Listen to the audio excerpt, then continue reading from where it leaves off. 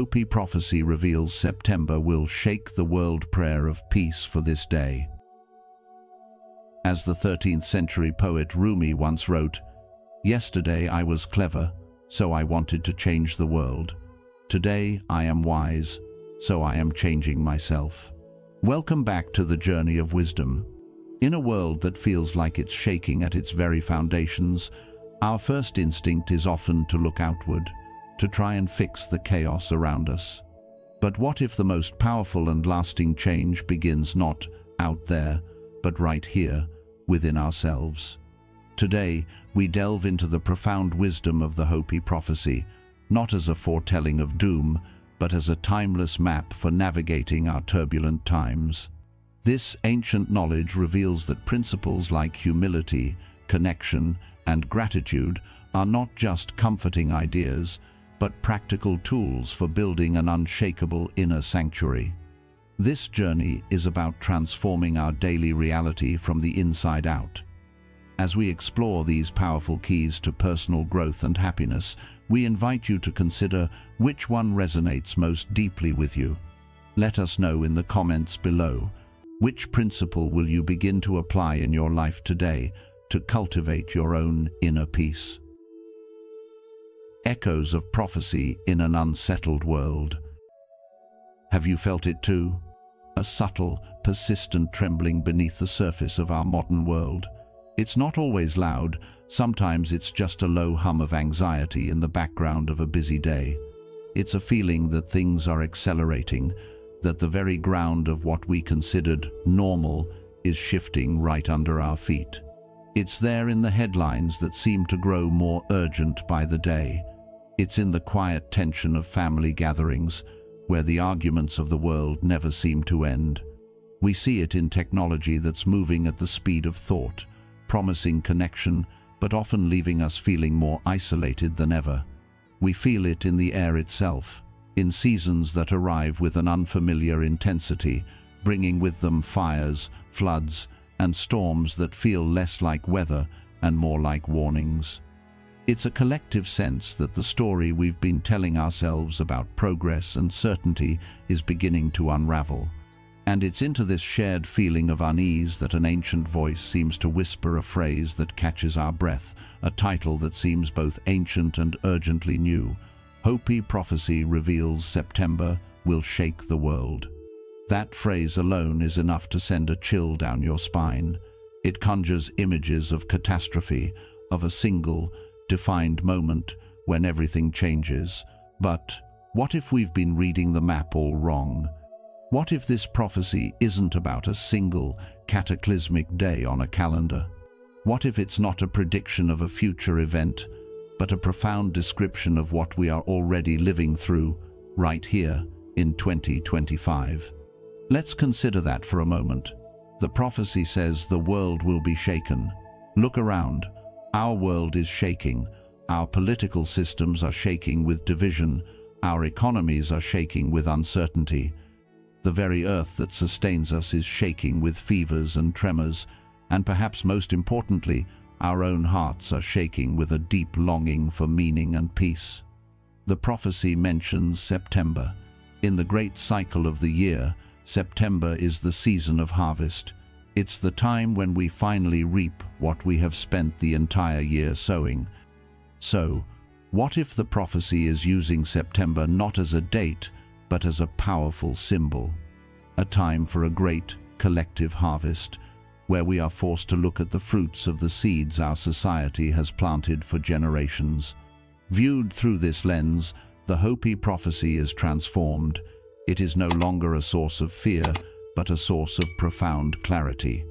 It becomes a wisdom map, handed down through centuries, not to scare us, but to help us navigate the very times we are living in. It's a compass for the soul, offered by a people who have watched the cycles of worlds come and go. This map doesn't point to an escape route, because there isn't one. Instead, it points inward. It leads us to a source of strength that cannot be shaken, a foundation of peace that can be built even as the ground trembles. And that leads us, ultimately, to the second and most vital part of our journey together today, the search for a prayer of peace for this day, because if the world is truly shaking, then our most urgent task is not to predict the next tremor, but to find our own unshakable ground, and that is where our story truly begins. Wisdom Keepers, understanding the Hopi perspective. So, to truly understand this map, we first need to understand the map makers. When we hear the word prophecy, our minds often jump to images of mystical figures making dramatic predictions.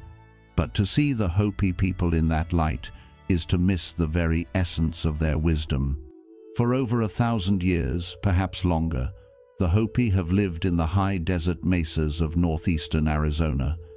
Imagine that for a moment. A place of stark beauty, of vast skies and windswept rock. A land that does not give its gifts easily. To survive there, you cannot force your will upon the land. You must learn to listen to it.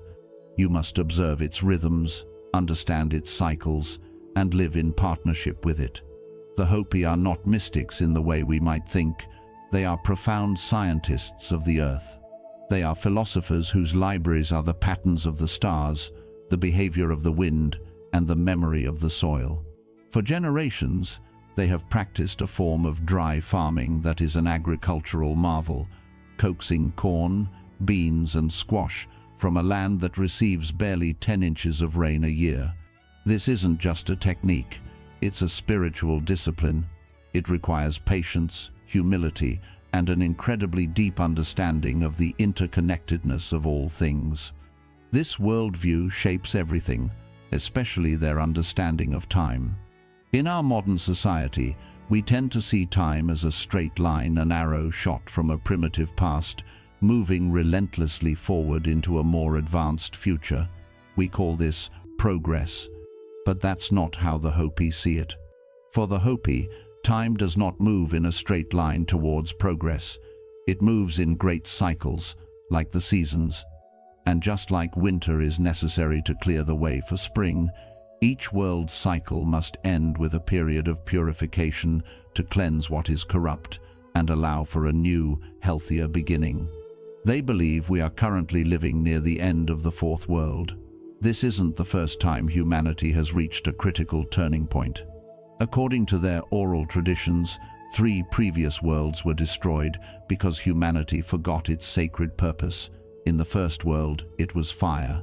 In the second, ice. In the third, water. Each time, a small remnant of people who held true to their spiritual path were saved to begin anew. Each time, the destruction came because humanity had fallen into a state the Hopi call koyaniskatsi. This word is so important. It has no single simple translation in English.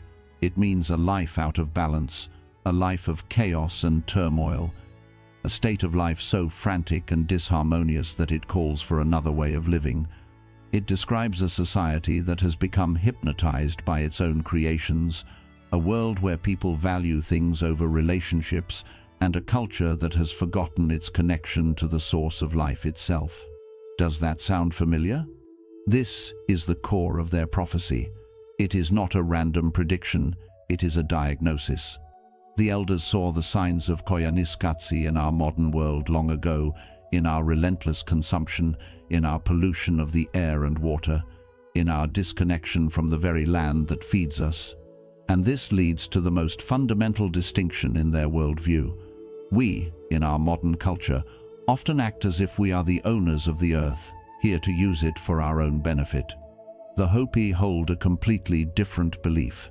They see themselves as caretakers. Their role is not to dominate, but to maintain the balance of the planet through ceremony, prayer, and a way of life that honors all of creation.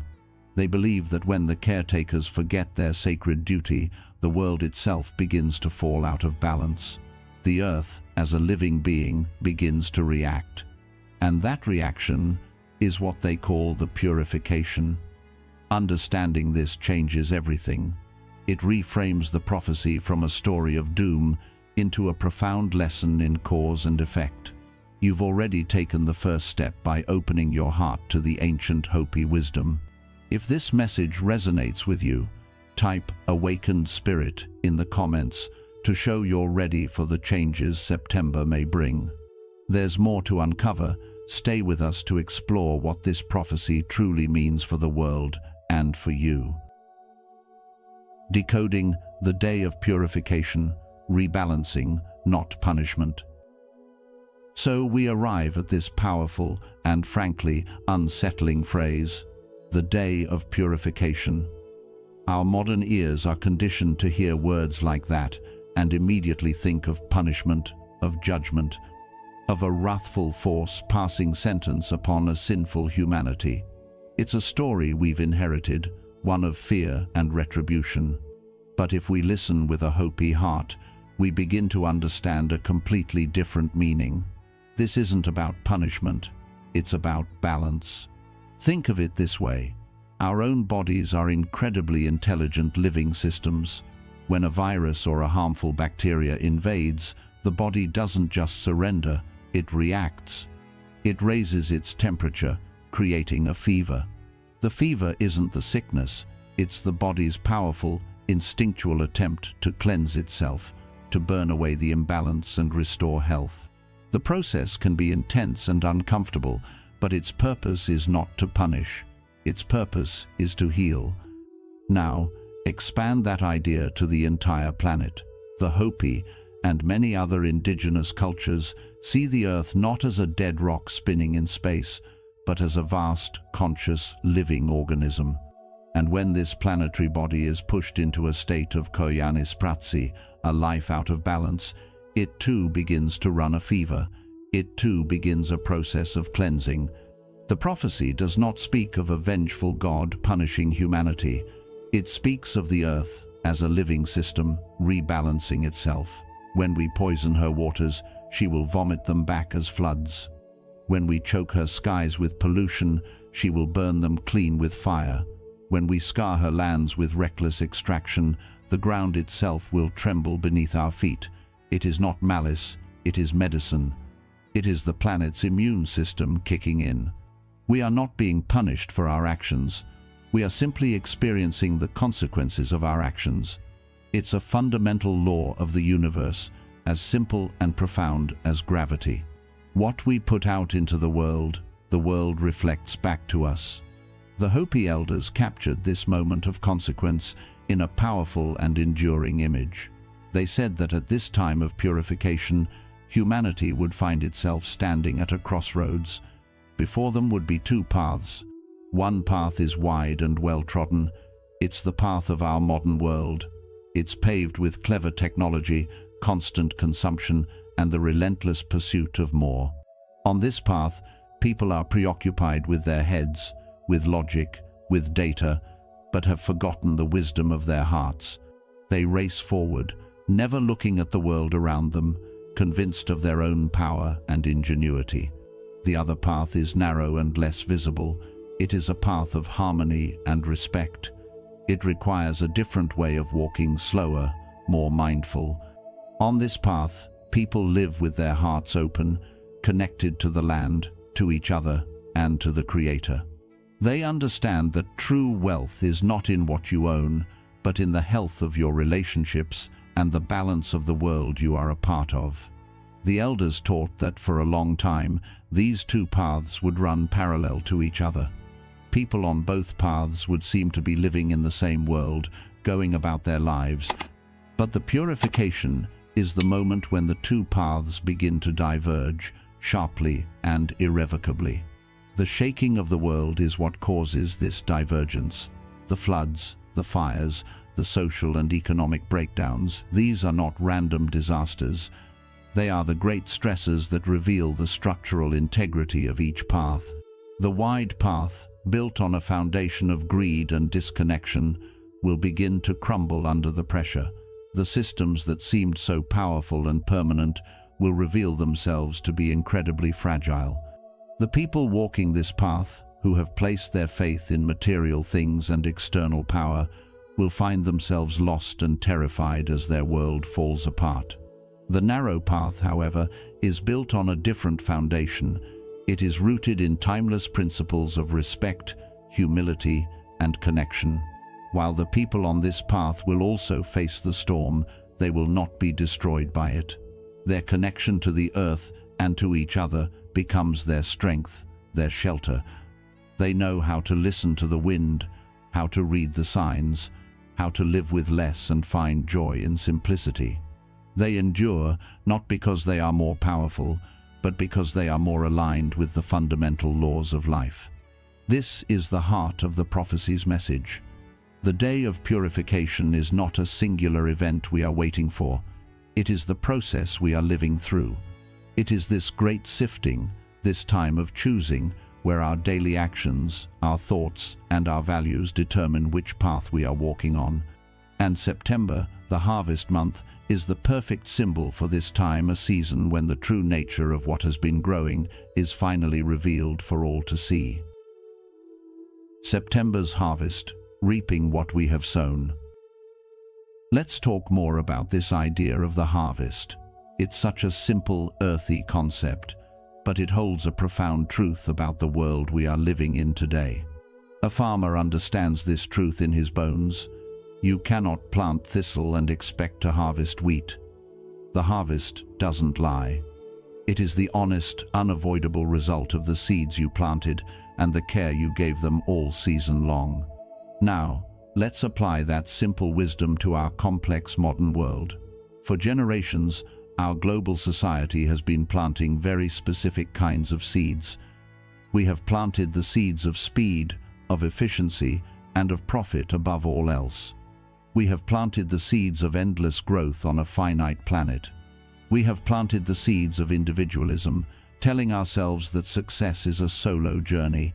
We have planted the seeds of disconnection, building cities and technologies that insulate us from the natural world. And now, here we are. It is our symbolic September. The fields are ripe, and the time for reaping has come. We look at the harvest, and we are forced to ask ourselves, what have we truly grown? Let's start with our economic harvest. For decades, the seed we planted was the belief that constant economic growth would solve all problems. The harvest, a staggering level of wealth inequality that has created a world of billionaires living alongside millions who struggle for basic necessities. We planted the seeds of complex, global supply chains designed for maximum efficiency. The harvest? A system so brittle that a single disruption can cause worldwide shortages, revealing just how fragile our foundation of abundance truly island. We are reaping a harvest of economic anxiety, where the promise of stability seems to be slipping away for more and more people. Then there is our social harvest. We planted the seeds of hyperconnectivity through social media, believing it would bring us all closer together. The harvest? An epidemic of loneliness. We are more connected digitally, but more disconnected emotionally than ever before. We planted seeds of mistrust in our major institutions, our governments, our media, our educational systems. The harvest? A deep and corrosive cynicism that makes it nearly impossible to agree on basic facts, let alone solve complex problems together. We are reaping a harvest of division, where algorithms sort us into warring tribes and genuine dialogue feels like a lost art. And finally, there is the most undeniable harvest of all, the environmental one.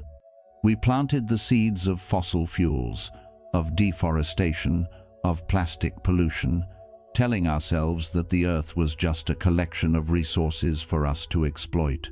For a long time, we were able to ignore the consequences, but now the harvest is here. It is in the smoke-filled skies of summer. It is in the relentless strengthening of hurricanes. It is in the rising seas that lap at the shores of our greatest cities. It is in the quiet disappearance of species, a silence that speaks volumes. This is not a political issue, it is a reality. The climate is not just changing, it is reacting. We are reaping the direct, physical consequences of living out of balance with our own planetary home. It's crucial to understand that this isn't about blame, it's about recognition. It's about having the courage to look honestly at the fruit we have grown. A farmer who reaps a poor harvest doesn't blame the field. A wise farmer looks at the seeds he chose, the way he tilled the soil, the water he used. He takes responsibility. Our modern world is in a state of confusion because we keep looking at this harvest of anxiety, division, and exhaustion, and we wonder where it all went wrong. We blame politicians, we blame other countries, we blame each other. But the Hopi wisdom invites us to look deeper. It asks us to look at the seeds. The prophecy of purification is simply the grand unveiling of this harvest. It's the moment when the consequences become too big to ignore, too widespread to deny. It's the time when the systems built on faulty seeds begin to buckle under the weight of their own unhealthy fruit. The shaking of the world is the shudder of a system that has reached its natural limits. It is the moment when we are all forced to taste what we have sown.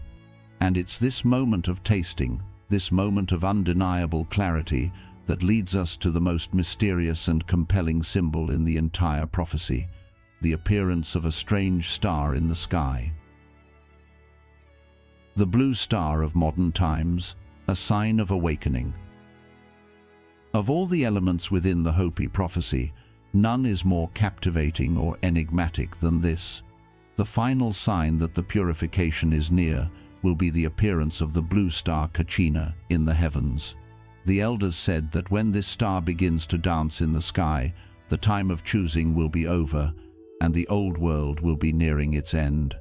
For years, people have debated what this could be. Is it a comet, a supernova, a yet-to-be-discovered planet? We have a tendency to take these ancient symbols literally, to scan the night sky with our telescopes, waiting for a physical object to appear and validate the prophecy. But what if, in our modern world, the most powerful signs are no longer written only in the stars? What if the heavens the prophecy speaks of have changed? Let's allow ourselves to think symbolically, to think like the Hopi might if they were observing our world today. What, in our current reality, could be considered a blue star, a startling, brilliant, and world-changing sign that appears suddenly and forces everyone to look up? Consider one possibility, the technological one. In just the last few years, we have witnessed the explosive arrival of artificial intelligence. It has appeared in our lives with the suddenness and brilliance of a new star. It is a force that is already reshaping our economies, our cultures, and our very understanding of what it means to be human. Could the dawn of a true superintelligence, an event that would forever alter the course of our civilization, be the blue star we've been told to watch for? It is certainly a light of immense power, one that promises both incredible creation and potential destruction. Or consider the environmental possibility. Scientists have been warning us for decades about climatic tipping points, thresholds that, once crossed, trigger irreversible changes in our planetary systems. Perhaps the blue star is not a single object, but a singular event. The day a massive ice shelf collapses in a way that can't be ignored, or a global temperature record is shattered so completely that denial is no longer possible. It would be a sign in the heavens, a clear blue signal from our planet's own vital signs, telling us that the time for debate is over. But there is a third possibility, one that is perhaps the most powerful of all. What if the blue star is not something external that happens to us, but something internal that happens within us? What if the blue star Kachina represents a moment of collective awakening, a point where a critical mass of humanity simultaneously experiences a profound shift in consciousness? A moment where millions of people look at the path of Koyaanisqatsi, the path of endless consumption, division, and disconnection, and collectively say, no more. It would be a silent, internal flash of light, an epiphany that ripples across the globe, where we suddenly see the folly of our old ways with unbearable clarity. The Hopi elders described it as a sign that the old world was nearing its end. Perhaps we have been looking to the heavens with telescopes when we should have been looking at the screens in our hands or into the mirror.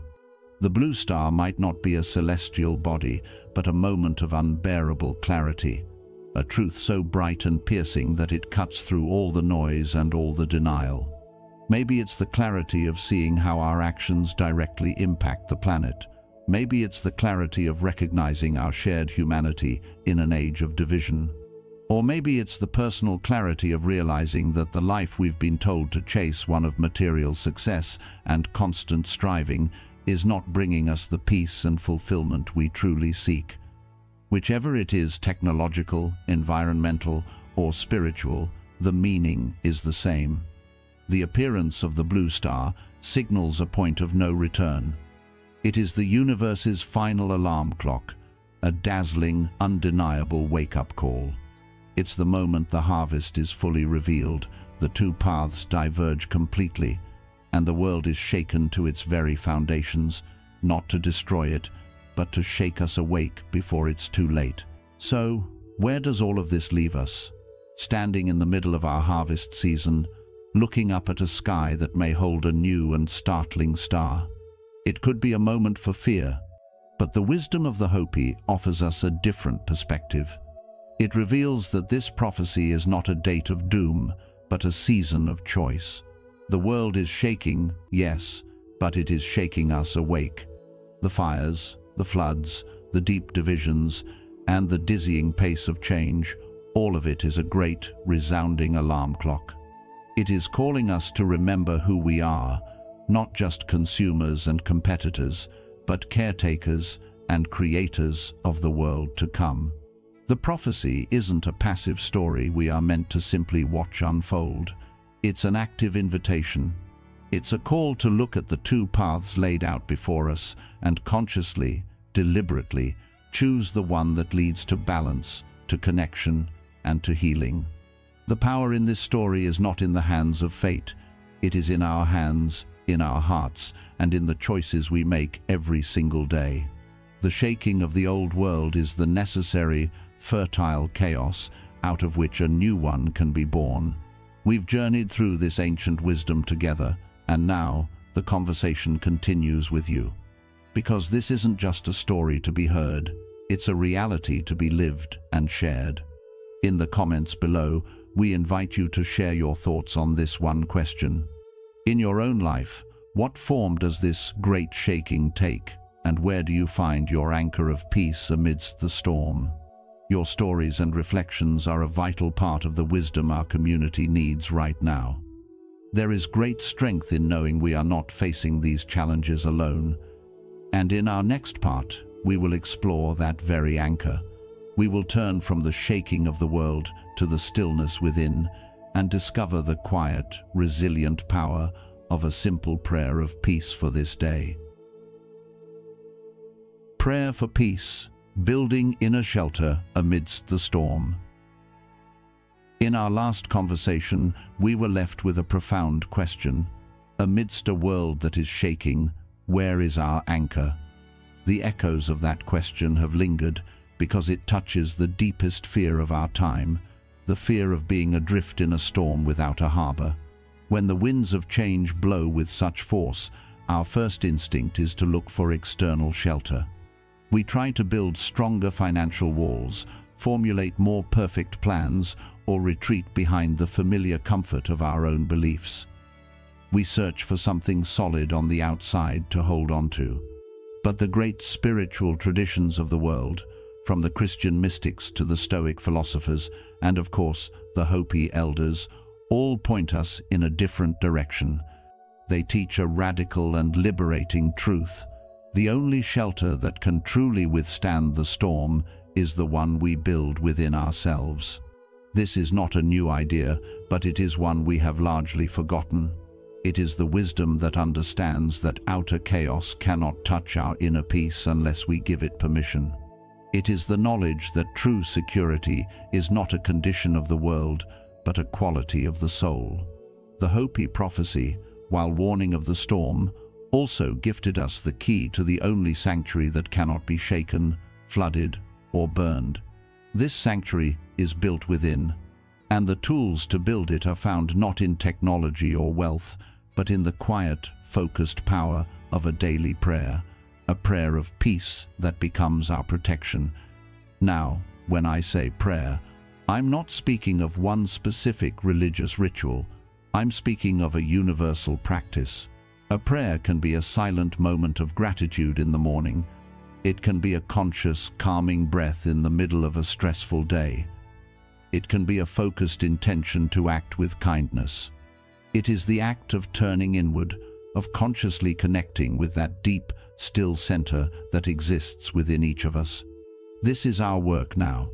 If part 1 was about understanding the shaking of the world, part 2 is about learning to become the calm at the center of it. It's about learning how to build this unshakable inner place, brick by brick, breath by breath, so that we can face whatever comes not with fear, but with a quiet and resilient grace. Building the inner Mesa, the foundation of balance. To begin building this inner sanctuary, it helps to have a picture in our minds. And the landscape of the Hopi themselves gives us the perfect one, the Mesa. If you've ever seen the high desert of Arizona, you know these incredible formations. Mesas are mountains with flat tops, rising dramatically from the valley floor. For centuries, the Hopi have built their villages on these high, stable plateaus. From up there, they have a panoramic view of the world below. They can watch the weather change, see the storms gather in the distance, and observe the life of the desert unfolding. They are connected to the world, but not consumed by it. Now, imagine your consciousness as a great mesa. Down in the valleys below, the storms of daily life may rage. There are the winds of the 24-hour news cycle, the lightning flashes of personal anxieties, the sudden downpours of family crises or global events. The valley is often a place of noise, chaos, and reaction. When we live down there, we are constantly being swept up by the changing weather. Our mood is at the mercy of the next headline, the next email, the next difficult conversation. We are tossed about, reactive and exhausted. But you have the capacity to ascend to the flat, stable summit of your own awareness.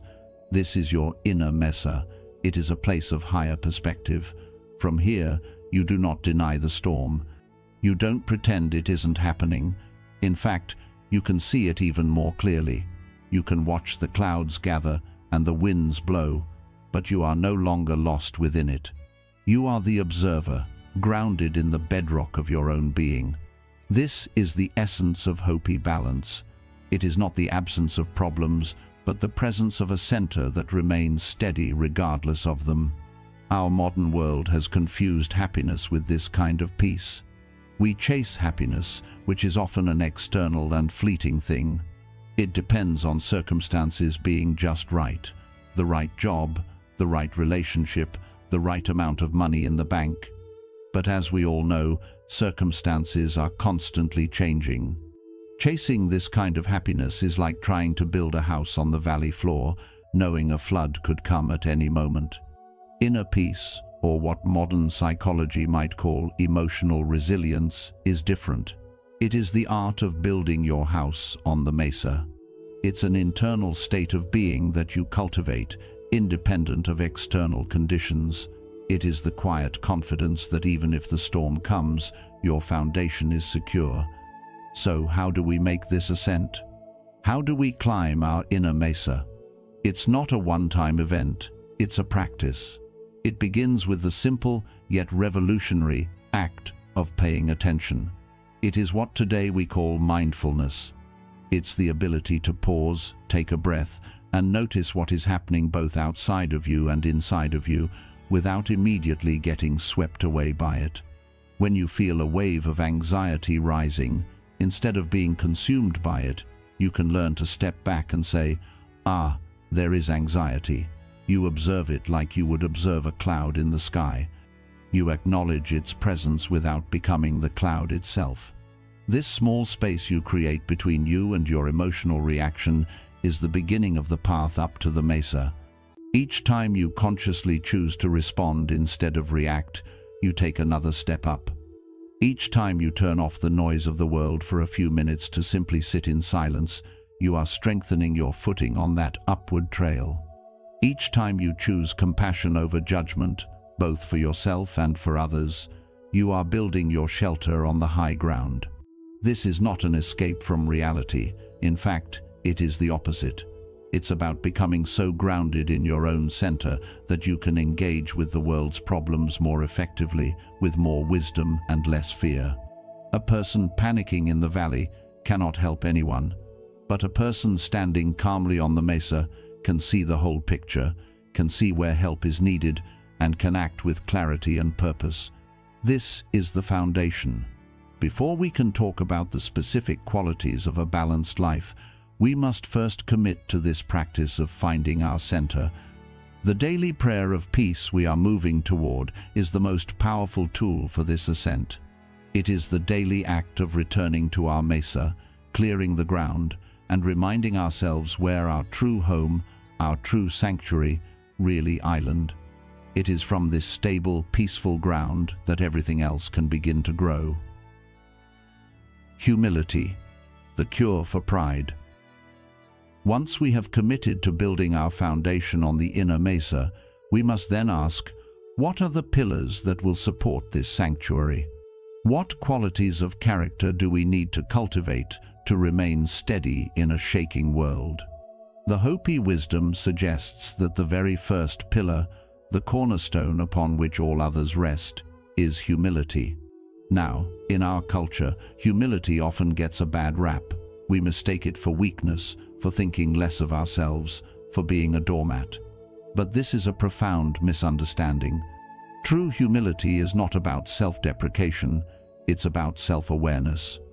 It's about seeing ourselves and humanity as a whole in our proper context, not as the center of the universe, but as one part of a vast, intricate, and sacred whole.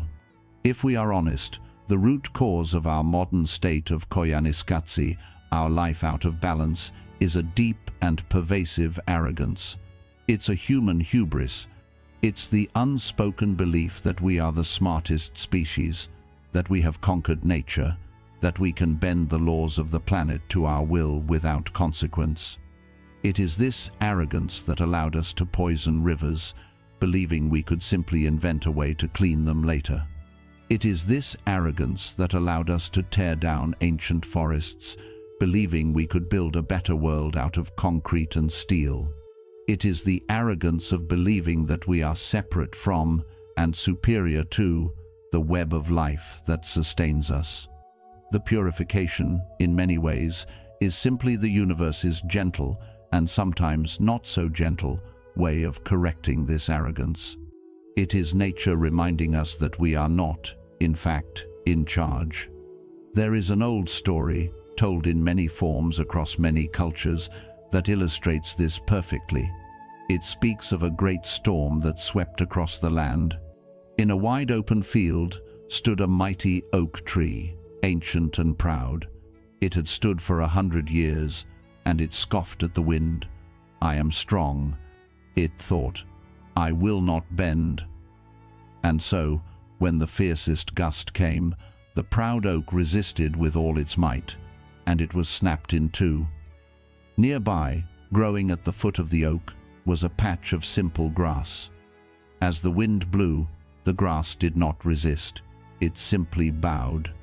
It yielded completely, touching its blades to the very earth from which it grew. And when the storm had passed, the mighty oak was broken. But the grass, in its humility, rose up again, unharmed. This is the nature of humility. It is not weakness, it is a flexible strength. It's a willingness to bow to forces greater than ourselves, to learn from the world instead of just trying to impose our will upon it. Humility, in the Hopi sense, is not weakness, it is profound strength. It is the wisdom to listen to the earth, to listen to our elders, and to listen to the quiet voice within that the noise of the ego often drowns out. It is recognizing our place not as masters of the web of life, but as a single, humble thread within it. So what does practicing humility look like in our daily lives? It might be as simple as admitting when we are wrong, an act the ego finds almost impossible. It might mean truly listening to someone with a different point of view, not to find flaws in their argument, but with the genuine possibility that we might learn something. It can be found in the act of planting a small garden and realizing the miraculous complexity that goes into growing a single tomato, a process we have no ultimate control over. It can be found in looking up at the night sky and feeling a sense of awe and wonder, a feeling that shrinks our personal problems down to their proper size. Practicing humility is a profound act of liberation. It frees us from the exhausting burden of having to be right all the time, of having to be in control, of having to have all the answers. It allows us to relax into the flow of life, to become students again. It is the first and most crucial step in moving from a state of resistance to a state of harmony. It is the act of bowing like the grass, so that when the great winds of change blow, we are not broken by them, but are able to rise again once they have passed. It is the foundation of our inner peace. The connection, finding lost roots. If humility is the foundation of our inner sanctuary, then the second pillar, the one that gives it structure and warmth, is connection. Our modern world has sold us a dangerous myth, the myth of the self-made individual who needs no one. We celebrate the lone wolf, the rugged individualist, the entrepreneur who builds an empire all by themselves. We've been taught to value independence above all else, to believe that needing others is a sign of weakness, and that true strength is found in standing alone. And yet, as we have chased this ideal, we have paradoxically created a world suffering from a profound epidemic of loneliness. We have more ways to communicate than ever before in human history, but we have never felt more isolated. We live in crowded cities, surrounded by millions, yet feel utterly alone. This isn't an accident. It is the natural harvest of the seeds of radical individualism. The Hopi wisdom, and indeed the wisdom of nearly all indigenous cultures, teaches the exact opposite. Our strength is not in our independence, but in our interdependence. A single tree, standing alone in a field, is vulnerable to the wind. Its roots have no support. But in a forest, the roots of all the trees intertwine beneath the soil. They hold on to each other. The forest creates its own ecosystem, its own climate. The collective strength of the trees makes each individual tree stronger. True safety is found not in walls, but in relationships. This is a truth that nature teaches us everywhere we look, but one we have worked so hard to forget.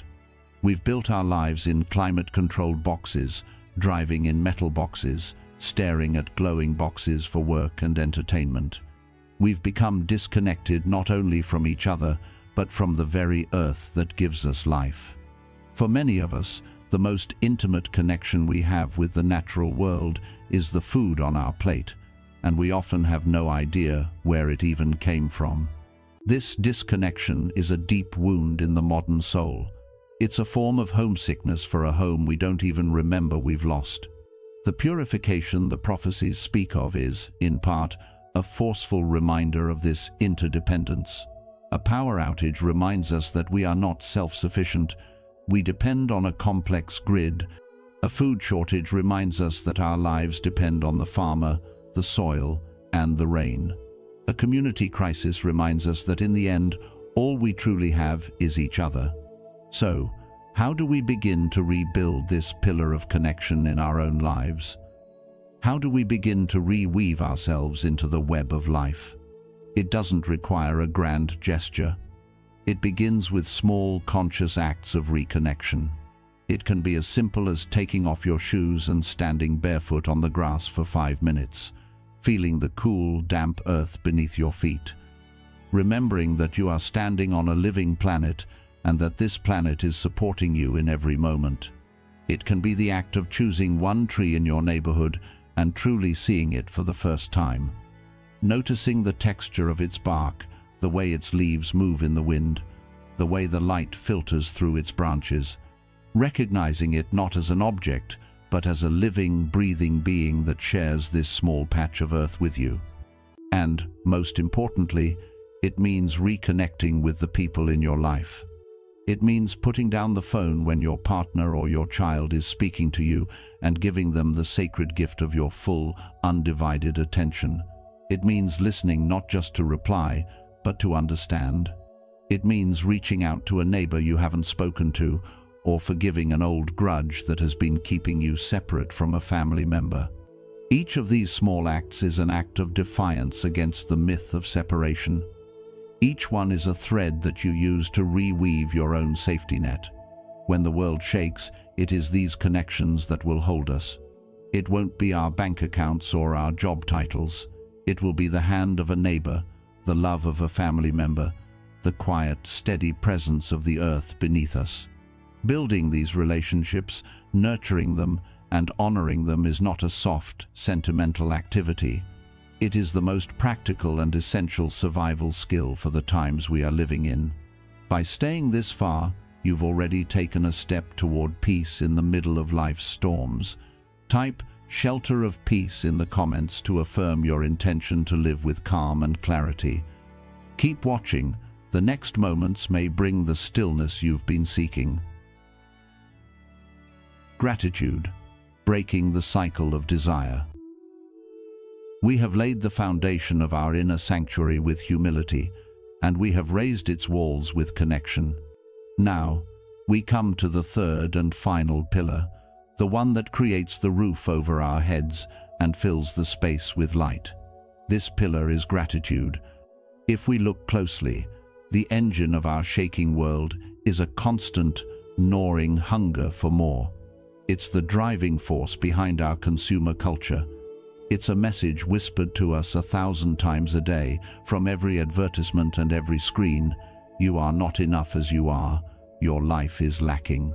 You need this new car, this younger-looking skin, this bigger house, this next vacation, in order to be happy. This manufactured sense of scarcity keeps the wheels of our economy turning, but it has come at a terrible cost to our souls. It traps us in a perpetual cycle of desire and disappointment, a state of never feeling truly content. This constant feeling of not enough is the very definition of a life out of balance. It is the spiritual fuel for koyaanisqatsi. And the most powerful antidote to this poison, the one that stops the engine of endless desire in its tracks, is the simple, profound practice of gratitude. Gratitude is more than just saying thank you for a gift. It's more than a fleeting emotion. It is a discipline. It is a conscious choice to shift your focus from what is missing in your life to what is present. It is a way of seeing the world not through a lens of scarcity, but through a lens of abundance. And what's remarkable is that modern science is now catching up to this ancient wisdom.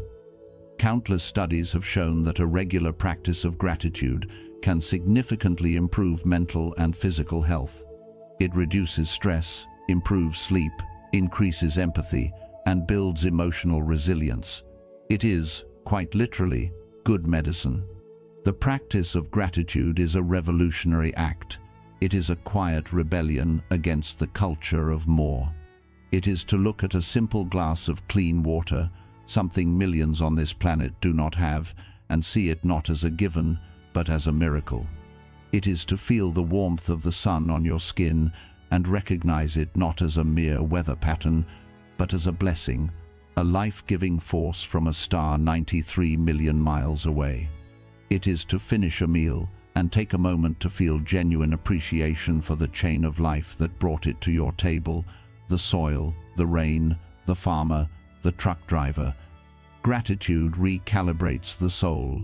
It shifts our default setting from a state of lacking to a state of profound abundance, even when nothing in our external circumstances has changed.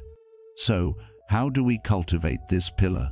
Like the others, it begins with small, intentional acts.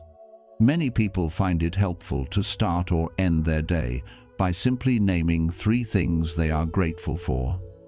At first, it might feel mechanical. You might list the obvious things: your family, your health, your home. But as you continue the practice, something shifts. You start to notice the smaller, more subtle gifts. You become grateful for the taste of your morning coffee, for the comfort of your favorite chair, for the sound of birds singing outside your window, for the simple, incredible gift of another breath. This practice retrains your brain. It literally starts to rewire your neural pathways. You begin to automatically scan your world for things to appreciate rather than things to complain about.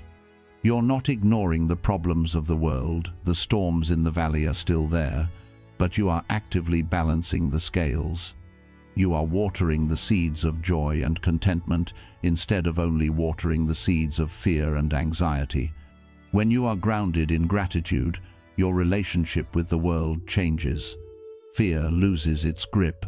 The frantic need to acquire more begins to fade.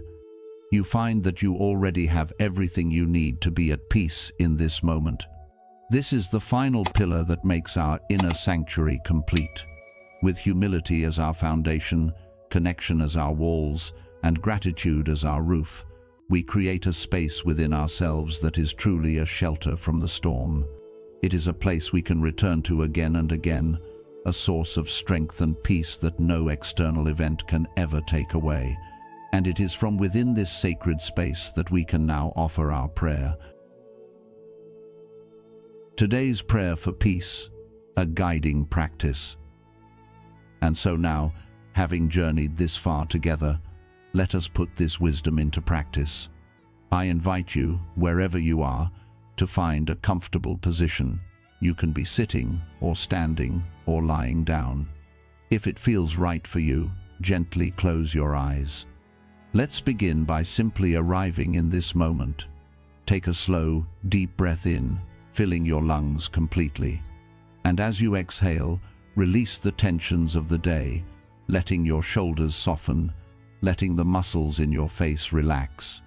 Let's do that one more time. A long, slow breath in, and a full, complete breath out, letting go of all that is behind you and all that is yet to come. Just be here, now. From this quiet center, let us offer a simple prayer, a prayer of peace for this day. Let these words be your own. First, a prayer for humility. May I walk upon the earth today with gentle feet, not as a conqueror, but as a guest. May I have the wisdom to listen more than I speak. And may I have the grace to learn from all things and all beings. Next, a prayer for connection. May I see the life that connects us all, in the eyes of a stranger, in the song of a bird, in the silent, patient strength of a tree.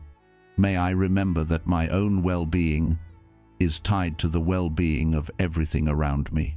Now, a prayer of gratitude for the simple, miraculous gift of this breath, which has sustained me all my life. I am grateful for the food that nourishes me and the clean water that quenches my thirst. I am grateful for the challenges that teach me and the joys that remind me. I am grateful. May my heart be a wellspring of thankfulness in all circumstances. And finally, a prayer for peace and strength. In the face of the storm, may I be the calm. In the face of fear, may I be the quiet courage. In the face of division, may I be a bridge of understanding. May I carry this sanctuary of peace within me through every moment of this day, and may its light be a comfort, not only to myself, but to all who cross my path. And now, when you are ready, you can slowly bring your awareness back to the room around you. Perhaps wiggle your fingers and toes, and when it feels right, gently open your eyes. We have traveled a long way together on this journey. We began by listening to the echoes of an ancient warning, feeling the shaking of our modern world. We walked through the fields of our symbolic September, looking honestly at the harvest we have collectively grown. We gazed up at the sky, pondering the meaning of a mysterious blue star. And from there, we turned inward. We began the sacred work of building a sanctuary of the soul, a place founded on humility, walled with connection, and roofed with gratitude. We have just shared a quiet moment of peace, an anchor in the storm. And so we arrive at the final, essential truth of this prophecy.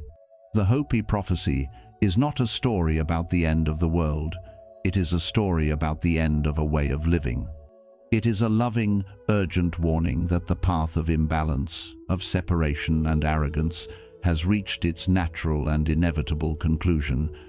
But it is also an incredible story of hope. It tells us that a new world is waiting to be born. It does not ask us to sit passively and wait for the storm to pass or for some external force to save us. It asks something far more powerful of us. It asks us to become the seeds of that new world, right here, right now, in the midst of the old one's collapse. Every time we choose humility over arrogance, we are living the prophecy. Every time we choose connection over separation, we are living the prophecy. Every time we choose gratitude over desire, we are living the prophecy. These are not small, insignificant acts. They are the foundational acts of building the fifth world. The choice to begin this new way rests with each of us, in each moment, with each breath. We are the ones we have been waiting for. The journey of understanding is vast, and this conversation is only a beginning. If you have remained with me until this point, your presence is deeply felt. It tells me that these words have found a home, and that this path is not a solitary one. If you are still listening, please help me by commenting with the number 1 below, so I know that I still have companions on this path. Your presence is the greatest encouragement for me to continue telling the final parts of these vital stories. Thank you for the gift of your time and your attention. Thank you for walking this path with me. May you walk in balance, and may you be an anchor of peace for all who cross your path today.